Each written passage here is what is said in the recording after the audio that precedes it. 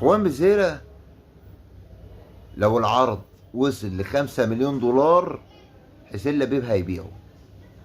اه، حسين لبيب جاي له عرض لاخوان بزيرة ب3 مليون دولار، ولو العرض وصل ل5 مليون دولار هيبيعه.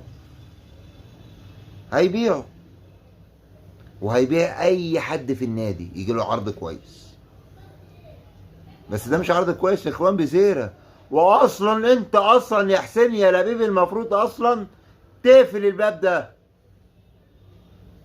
اخوان بزيرة مش للبيع في الوقت الحالي على الاقل.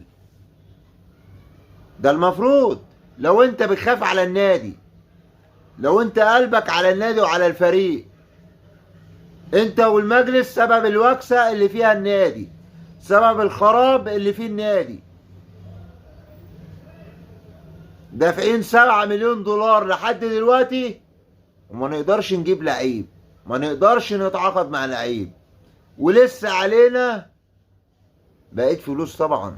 القواضي اللي حصل تسوية فيها، بس تسدوا على القواضي دي عشان ما يطلعناش اي خوازيق تانية. تقول لي هنبيع اخوان بزيرة لو العرض وصل 5 مليون دولار؟ لا، انتوا كده بتهرجوا، انتوا كده بتهرجوا، واخركم هتبقى سودا مع جمهور نادي الزمالك. انت المفروض اصلا العرض ده تقول لا، مفيش حاجة اسمها بيع لأهم لاعب في الفريق وفي الدوري المصري. تقول لي لو العرض وصل 5 مليون دولار هنبيعه؟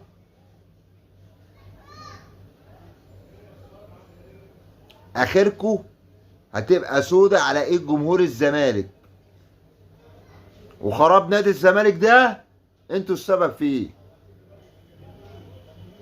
سلام.